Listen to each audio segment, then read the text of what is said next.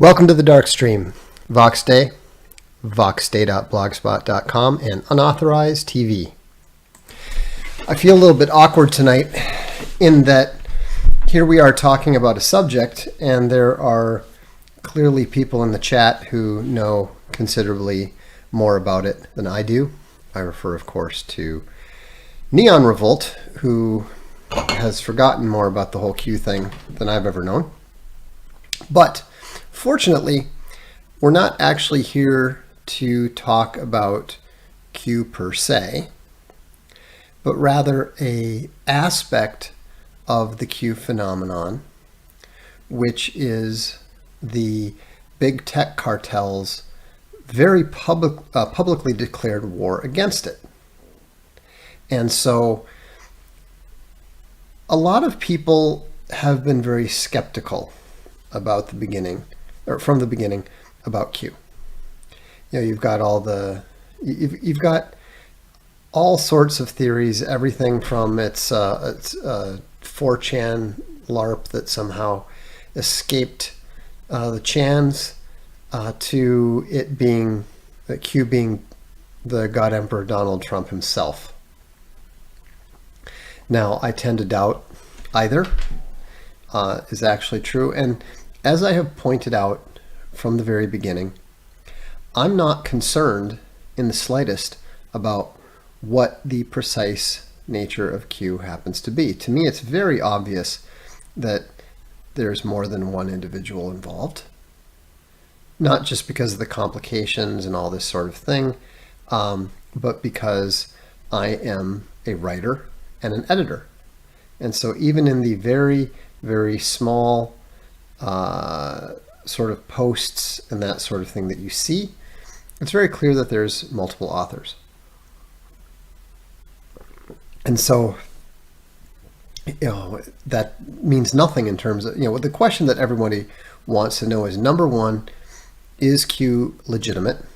And number two, are things going to happen the way that Q says or implies or indicates they're going to happen? And the only honest answer that anybody can give you is, I don't know. Okay? So don't expect that I'm going to come up with some sort of magic explanation that is going to convince all of you and make perfect sense and all that sort of thing. I'm not even going to try. It's not what I do. I'm just an observer and a humble consumer activist. Consumer activism. Activizing. But the significant thing is this. Is your understanding of what is happening in the world today furthered, or is it confused by paying attention to Q? And to me, it is intrinsically obvious to everyone, to any honest observer, that if you pay attention to the sort of things that Q is saying, that you will have a much better understanding of what has happened. You'll have a much better understanding of what is happening, and you'll have a much better ability to anticipate what's going to happen and make sense of what happens in the future. This is particularly true if you compare it to Fox, to CNN, to the Daily Beast, to the mainstream news in general. Think about this. If you follow the mainstream news, if you follow the mainstream media, if you accept their narrative, then even something as simple as are wearing masks going to help you avoid catching the coronavirus? Simple question, right? It's a binary question, yes or no. And yet, the exact same question was answered two different ways in the mainstream media. How can you trust what they're saying? You simply can't.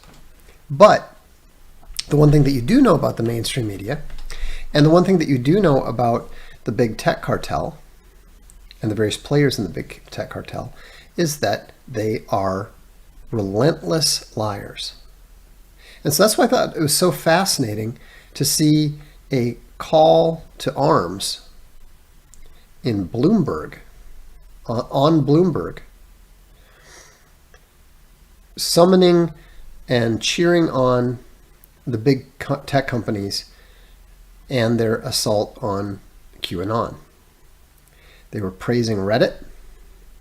They were talking about how Twitter was going to be, had deleted a bunch of QAnon related accounts and was going to be deleting more, and that Facebook is going to be attacking it, and all this sort of thing. Why would they bother doing this if it didn't make any difference? Well, there is actually one reason why they would be attacking Q, even if Q is nothing more than a groundless psychological operation. And the reason is that Q boosts the morale of the pro-Trump, pro-nationalist, pro-Christian, pro-Western supporters. Now people have begun to, even the most enthusiastic supporters and believers have tended to lose an amount of faith because they feel like nothing's happened, not enough has happened, not enough things that were predicted have happened. And the main reason is that a lot of the bad actors are still walking around free. Why is Hillary Clinton walking around free? Why is Huma Abedin walking around free? Why is Ellen walking around free? Why are all these Tom Hanks, David Geffen, all of these people, why are they still apparently untouched? And I don't have an answer to that. But what I will say is that that doesn't make the whole narrative false. It is frustrating that Julian Assange is still in prison and James Comey isn't. It is frustrating to see that Roger Stone and General Flynn are still being attacked and persecuted and so forth, and yet nothing seems to happen to any of the bad actors. Well, that's kind of a clue in and of itself right there, wouldn't you say? The reason is that the groundwork, the prep work, the house cleaning and so forth is all still in progress. A tremendous amount of work has been done. If you look at the number of judges that have been swapped out, if you look at the number of arrests of sex traffickers and pedophiles and low-level people, a tremendous amount has been done. If you look at the nature of the executive orders, how people have the how the executive branch now has the ability to take action and to impose very, very serious consequences on various people, various bad actors. That has also changed too. And here's the thing. Whenever you're dealing with a major operation, a massive project, whether it's something like D-Day, whether it's something like even the invasion of Italy, Anzio and so forth. Well, if you look at that, Stalin was screaming for 2 years for the United States to get its forces onto the continent somehow. It took 2 years longer than they were originally anticipating. And so, obviously, as long, there's only going to be 4.5 more years of the Trump presidency. But the Trump presidency isn't even halfway through. There is no reason to believe that the storm has to take place before Trump's second term. In fact, there's plenty of people have believed from the beginning that it wasn't going to be until the second term that Trump was going to take action. Now, I don't really understand why that would be necessary one way or the other. But typically a president becomes a lame duck at some point in his second term, and people stop really listening to him and paying attention. But that doesn't prove anything one way or the other. And I understand when people are getting frustrated. I understand if people are getting upset. But here's something that should encourage you. Things are definitely not proceeding normally. I don't think that this whole coronavirus thing, or this whole mask thing, or this whole lockdown thing is entirely legitimate. I'm not saying it's a total hoax. I'm not saying it's a total, it's totally fake. But if there's one thing that you know about about President Trump, it's that he uses things in ways that you don't necessarily understand. He uses things, he uses his enemies' tactics and his enemies' actions against them. And so, if you look at the coronavirus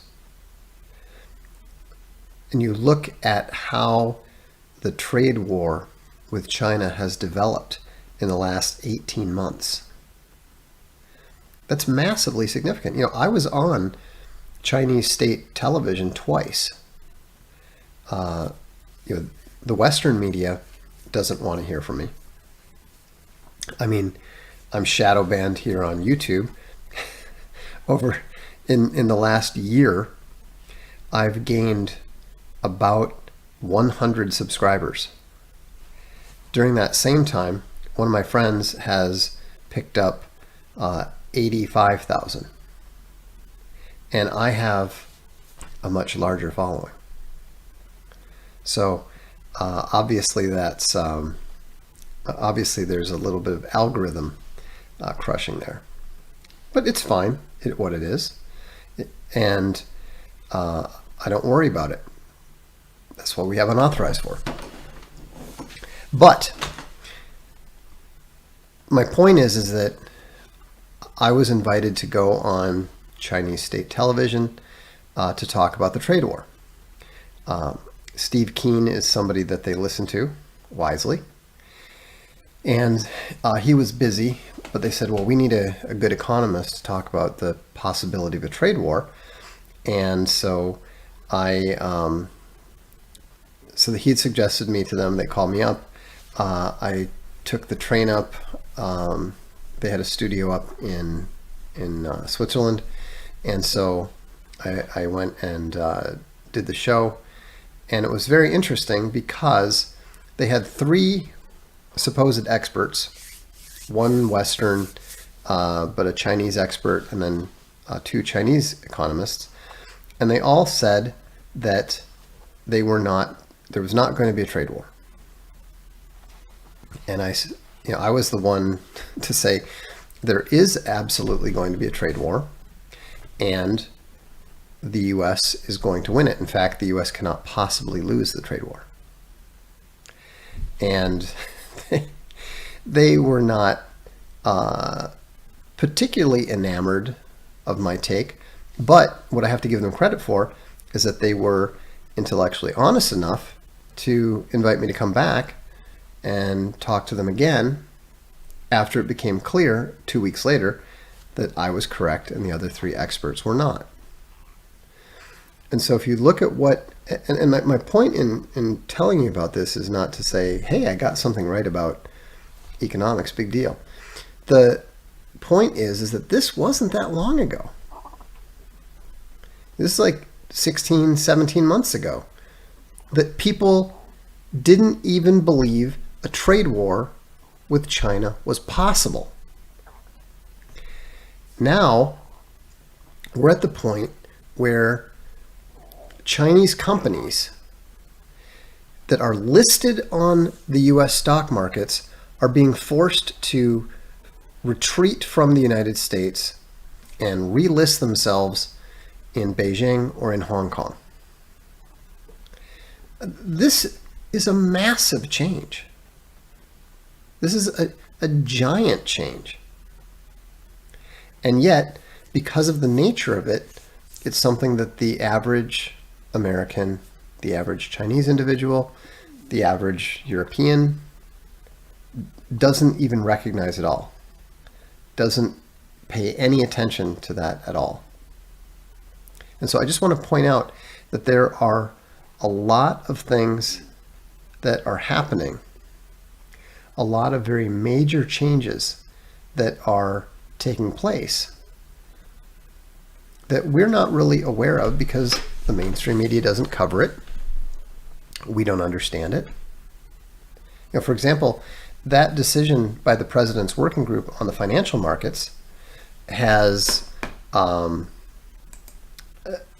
was decided in June.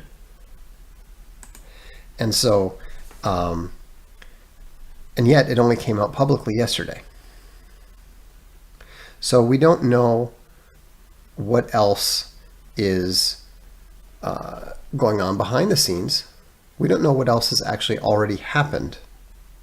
And that's important to keep in mind when you're looking at this and saying, well, why hasn't this happened? Why hasn't this? Well, who's to say that's something, who's to say that that's even particularly significant? So, Tom Griffin points out, still sending $38 billion over the next 10 years to Israel, though. Key point, over the next 10 years. That's what's supposedly happening, but whether it actually will happen, we don't know. But it's not just the big tech cartels war on Q that raises some interesting questions. For example, the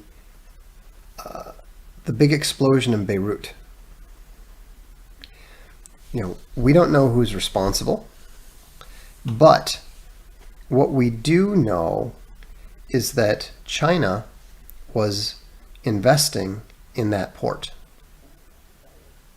And so also that port is, as far as I can understand, I was reading an article on the UNS review today. It's a really good one. I'll have to link to it tomorrow. But they were talking about the fact that the Haifa port in Israel is a major competitor to the port in Beirut. So who does that point to? Does it mean that Israel did it? Not necessarily. Because if China was investing in that port the way that they've invested in a number of ports in Africa and in South America, and even the United States, and although that was blocked, then it's entirely possible that the US was behind it, right?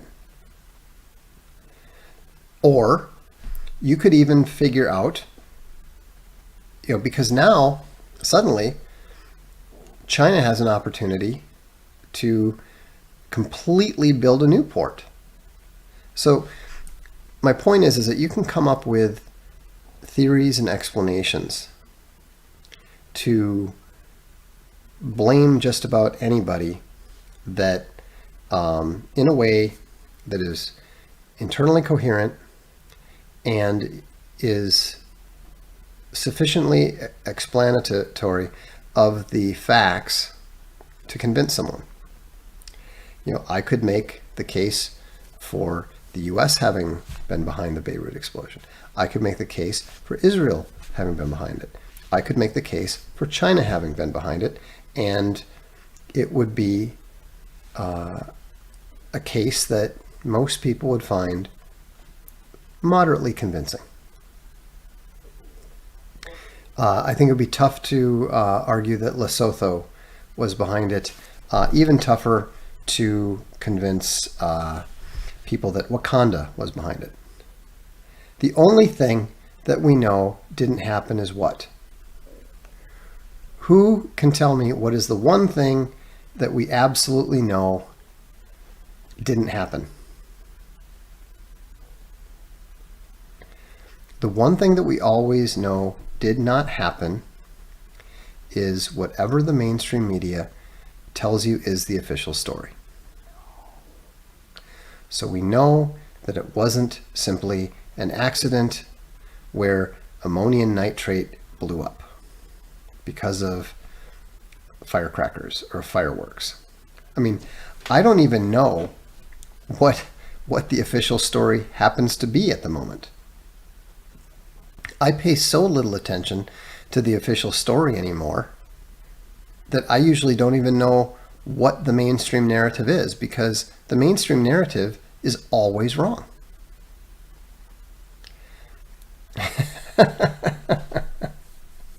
It was Jordan Peterson's meth lab. It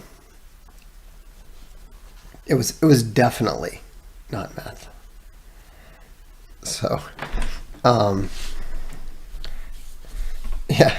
So anyhow, the point that I want to make is that regardless of whether Q is real or not, whether Q is sufficiently predictive or not, whether or not you need to believe that there's a plan to trust and so forth, the Q narrative is still much more reliable and explanatory of world events than pretty much anything else you're going to follow. And that's why I encourage people to pay attention to it. That's why I encourage people to listen to it, read it, however it is you follow it. Because here's the thing. At the end of the day, if you find that it increases your morale, if you find that it provides you hope, then it is a good thing. I've got news for you, and this might be a little bit difficult to grasp, but you understand that all those patriotic songs that you listen to that make you feel proud to be an American, or that make your heart swell with pride and make you want to serve your country, that's not, those songs are not literally true either. The Purple Mountain's Majesty, they're not actually purple. Did you know that? The point is that the guide for whether something is useful or not is the effect that it has on you. If it gives you hope, if it boosts your morale, if it encourages you to look deeper into the truth and to seek the truth, then it is a good thing. No, it's not saying destroy the lies with a lie. That's not the point. The truth is better. But remember, rhetoric isn't dialectic. There is no truth value in rhetoric. Rhetoric is just a way of manipulating your emotions. There is no truth in your emotions. Your emotions are how you feel. And so if rhetoric encourages you to seek truthful dialectic, then that is a good thing. Now, there's obviously people who, the black pillars, who get concerned about, well, what if it gives false hope and blah, blah, blah. I mean, seriously, never listen to anybody who talks about false hope. Never pay any attention to anyone who worries that if things go well, then they might go wrong. People who think like that are just fundamentally pessimistic. They're fundamentally depressive, and they are fundamentally weak. Now, I'm not saying that that it's incorrect to point out the truth, the actual truth, the proven truth. But there is no truth in a concern. There is no truth in a prediction. There is no truth when you're saying, well, I'm just worried that this, I'd be the happiest person if I'd be the happiest person if I was wrong. All right? Whenever you hear somebody saying that I predict that this bad thing is going to happen, but I would be happy to be wrong. That is somebody who wants to have their cake and eat it too. They're actually more concerned about their own ability to say that they were right than anything else. So don't pay attention to the black pillars. And here's the thing, it's just like I've said to atheists before who say that religion is a crutch. I'm doing people a favor by trying to kick the crutch out from people.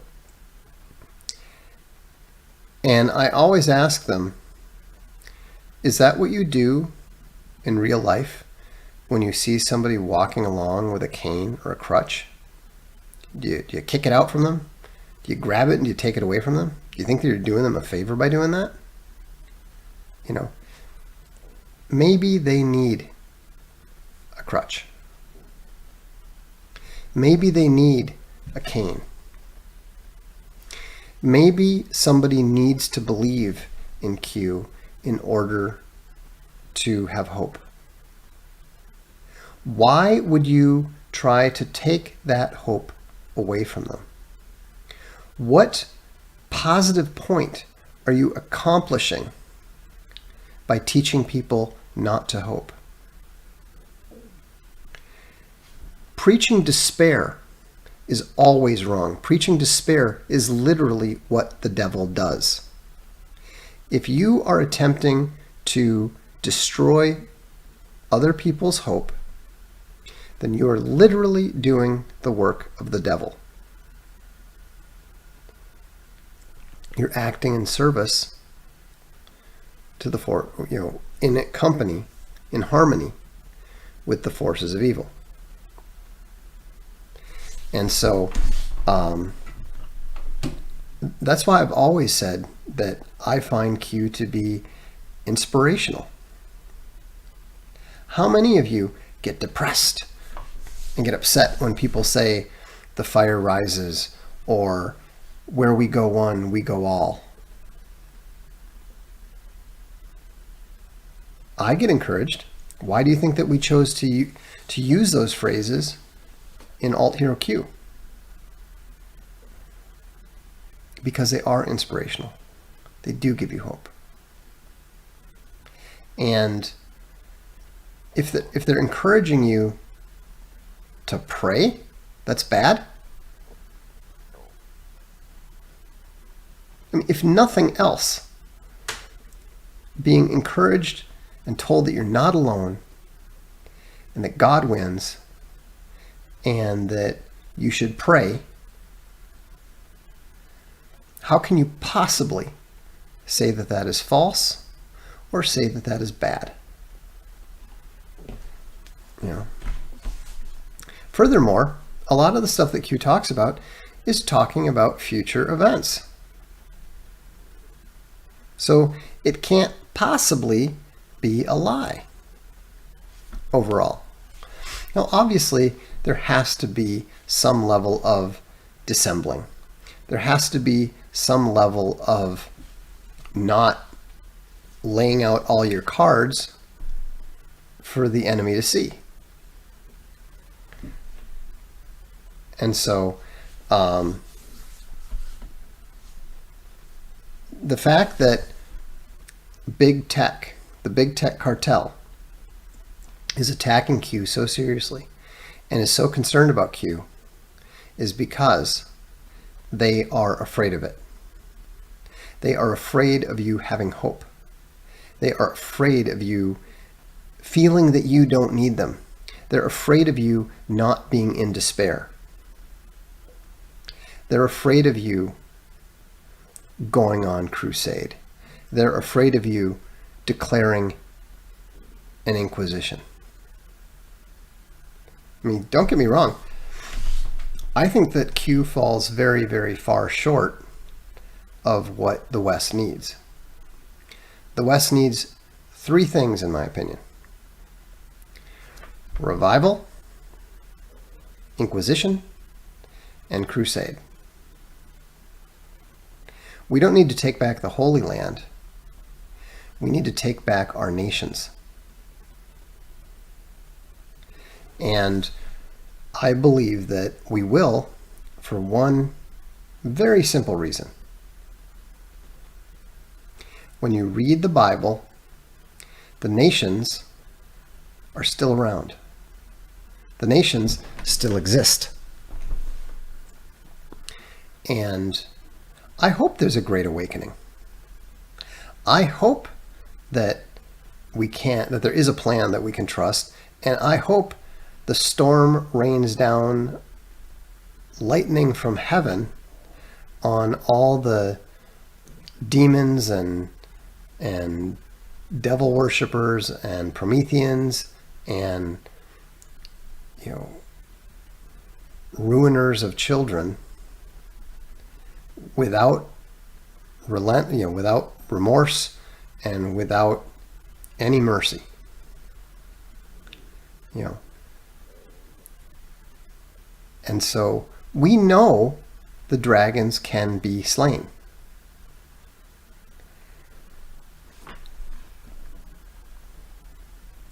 I'm going to delete this guy. How are you going to take back your nation if you left and ran to Italy? How do you know what my nation is?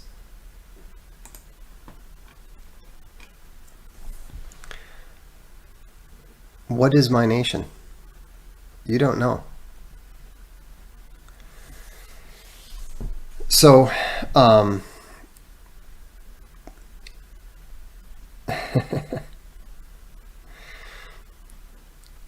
Padre Gio says, I can't get any conservatives to grasp the difference between nation and state. The blind spot runs deep. Yeah, exactly. But all we can do is keep talking about the truth. All we can do is keep telling people about the truth. I've written about the truth. Civic nationalism is a lie. The idea nation is a lie. All that nonsense that 20th century immigrants preached in order to claim that they were real Americans, just as American as the sons of the American Revolution, was total nonsense, total lies. And the truth will come out. And I understand the appeal of civ nattery. I used to subscribe to it myself. But it's false. And civ nattery is a form of statism, ironically enough. It's declaring that the state is supreme over the nation.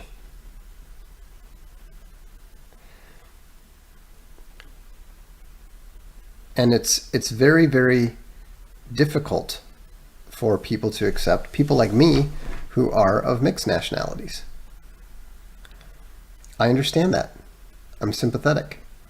But the fact that you might feel bad about it doesn't change what the truth is. It doesn't change what the reality is. And so, yeah, exactly. The state determining the nation, blasphemy. Yeah, civ nattery is fundamentally imperialistic. And that's why Poison Squid says, but what do we do about the 75% of Americans who are white but not? Who cares? The truth is not determined by what can or should or whatever be done. This is what frustrates me, and why I can't even bear to talk to people of normal intelligence sometimes. But it's the constant but there are no buts. The truth is the truth. The state is not the nation. Okay? What's going to happen? A bunch of people are going to kill each other. That's what's going to happen. Every single time. Now, I don't know exactly where the lines are going to be drawn. A lot of people don't even know or understand who they are or why they do the things they do. And so, but what do we know?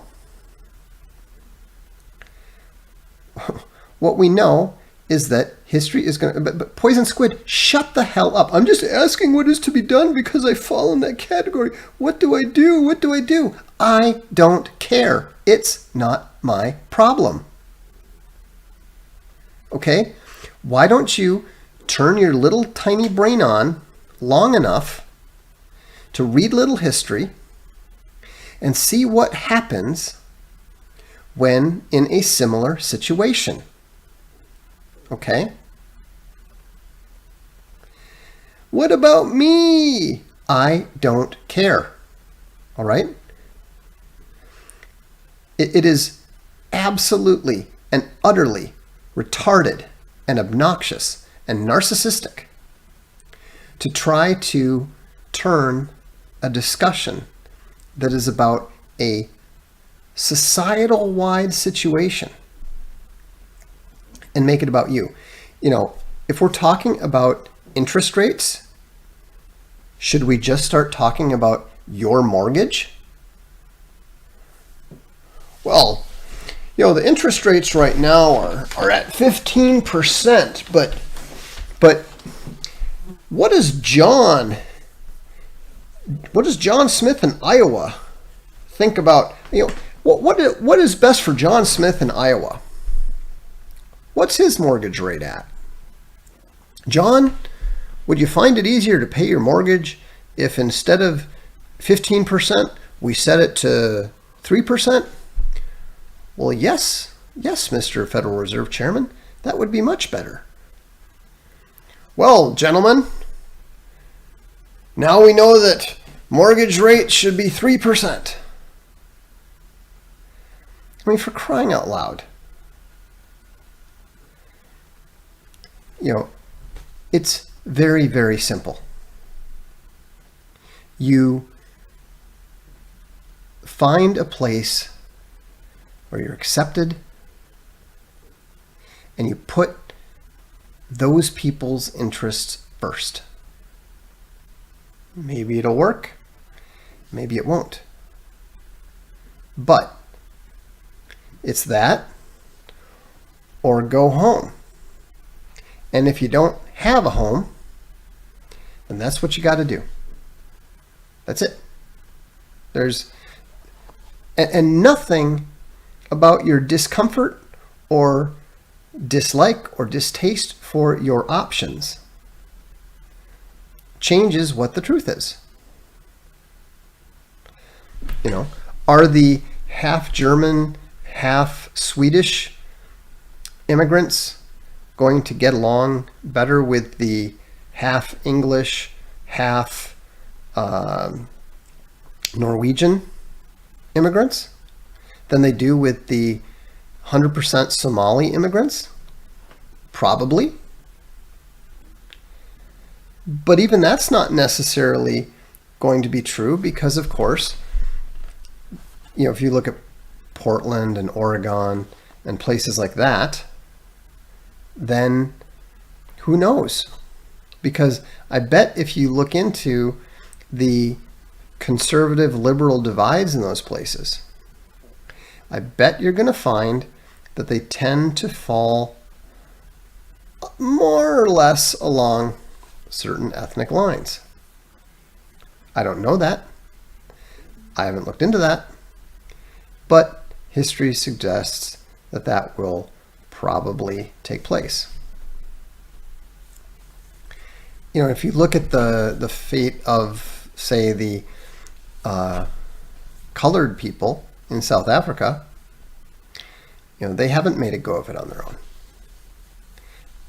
You know, they've mostly been, to my understanding, they've mostly been swept into the black population.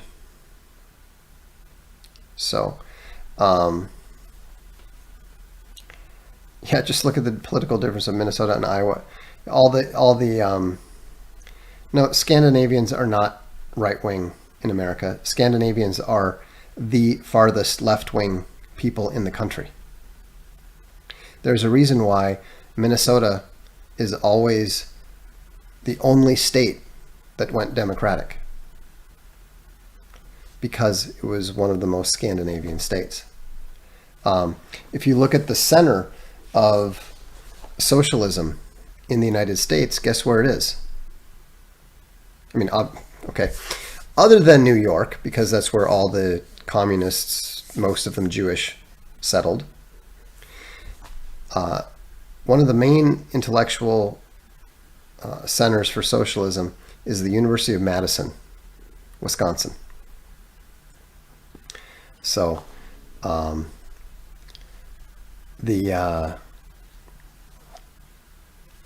it's just it so anyhow, it's just, that Minnesota is the only state where they don't have a Democratic Party. It's actually the Democratic Farmer Labor Party. So, trust me, I know pretty much everything about Minnesota politics from about 1978 through around 1996. And my parents were very involved. I was at numerous, state Republican conventions and all that sort of stuff.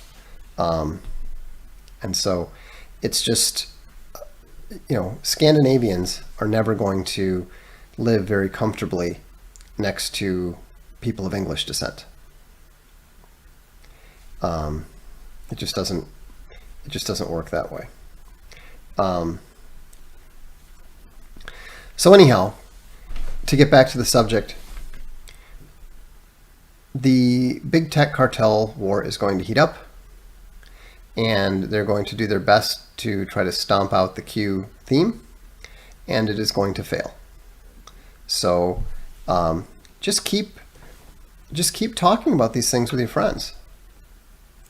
You know, it's people respond really favorably. Like when I wear my my Q Fire Rising shirt from Crypto Fashion, I always get questions about that, and people are always interested.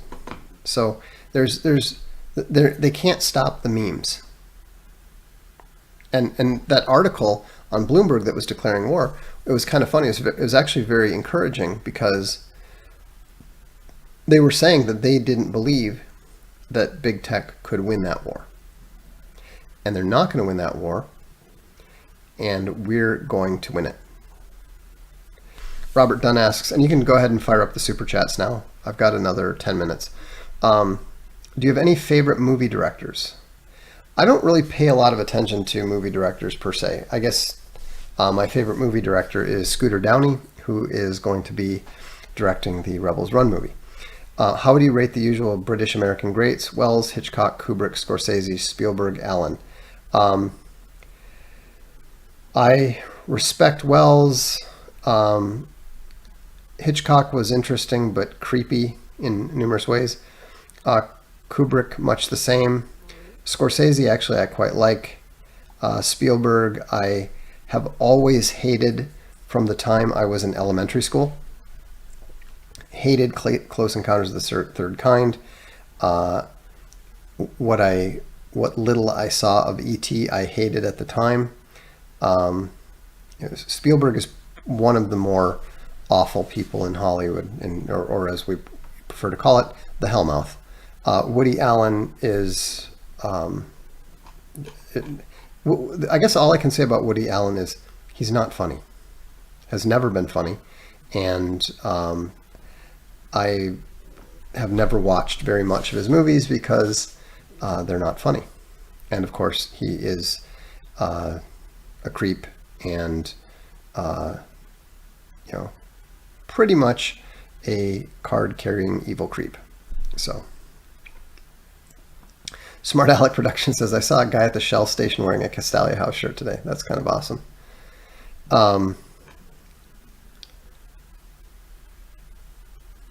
Let's see here. Austin Roberts says, thanks for the great quality coming from the Castalia Library. You're very welcome. I just got recently my own Castalia Library book, my first Castalia Library book. And I was really, really delighted with the quality. This is The Missionaries, the first Castalia Library book. This is the cowhide version. We haven't gotten we're still waiting on the goat skin to arrive from Italy. Thank you, Corona Chan. But, it's got the whole gilded, real gold on the spine. So anyhow, glad you guys are pleased. Paul Campbell says, hey Vox, just got a tax cut from Trump today. Looks like he will stress the Fed as much as possible. Thoughts on the strategy for a currency switch? Thanks. I don't know that it's a strategy for a currency switch, but he's clearly decided that he wants to benefit the people rather than the banks, and so that's a good thing. Hopefully, once the system crashes, he will elect not to bail them out, but we'll see. So the books are not for sale. So there's no, you can subscribe to the library, but if you subscribe to the library, the current book is the first volume of Plutarch. We're working on that right now. Jaws was a metaphor for the Hellmouth devouring children. That's possible, I suppose, although I think that was interesting enough. Static Chris 1 sends $10. Thank you. Why the coin shortage? Well, obviously they're trying to get people to go cashless. No cash means more control for them. Why are home prices soaring everywhere in the US if credit deflation is occurring? Because we're not actually in a credit deflation period, it's a credit disinflation period. And also home prices are soaring because of immigration. Joe Gagan says, thank you again for your wisdom and leadership on Patreon, Indiegogo, etc. Invigorating and entertaining. But yeah, there's new stuff that's going to be happening with regards to other big tech companies. I have heard. I'm not involved, but I've heard some things, and I think it's quite promising, potentially. Ryan Thompson says, when did Scandies become so left-wing? They've been that way since the left became the left. You know, Scandinavians do not have any sense of individual liberty. That's an Anglo-Saxon thing. It's not a Scandinavian thing. Elfin says, All'alba vincero, vincero, vincero. We will win, yes. Keen-Eye Joe sends $5 from Australia. Thank you. And Woodson Bear says, dude, blessings to the fam. Thank you, Woodson Bear. Appreciate that. And Baldwin Bear says, great stream. Keep up the good fight. Look, I like Scandinavians. I think that they're the most beautiful people in the world. I'm married to a Norwegian. But as a people, they are very, very communal oriented. Possibly because you needed to be to survive in a hard and cold land. You know, they don't do so well when the living gets easier. So, Wrath of the Monarch says, how do Civnats square the circle of people like Omar, who are immigrants who don't buy the propositions of the proposition nation? They don't, because they're dishonest. They say, well, you have to accept the proposition to live here. Well, he didn't accept the proposition. Well, we can't kick him out. That would be racist or something. I don't know. Baron von Blair sends a little bird who's working out and says, keep it up. That's hilarious.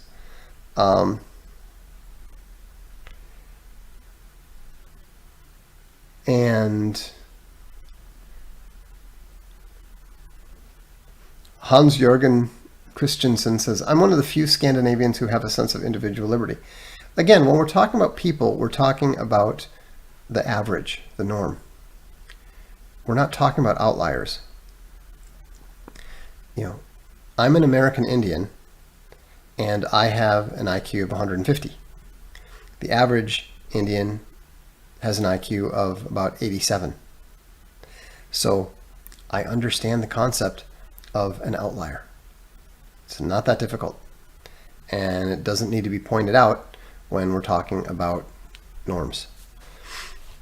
Carlos Blanco says, sends $10 and says, thank you for these streams, Vox. I learned so much from them and bring me much hope. Well, that's good. And actually, it's the hope that matters more than the learning. You know, if you're encouraged, if you come away with these things with a greater sense of hope, then I've been successful. If you happen to pick up some useful information on the way, that's great too. But at the end of the day, video is not a dialectic medium. It's not a cool medium. It's a hot rhetorical medium. That's why television is nothing but rhetoric. Joe Gagan says, key to comedy, timing. What is the difference between privacy and secrecy? Privacy is minding your own business. Secrecy is hiding things from other people. Privacy can be secrecy, but it's really about the motivation. And Joe Gagan said timing as well. So apparently we agree. So, all right. Well, have a good evening. Trust the plan. And remember that where we go one, we go all. We're going to learn the truth eventually. In the meantime, let's keep seeking for it. I'm Voxday. This is the Darkstream.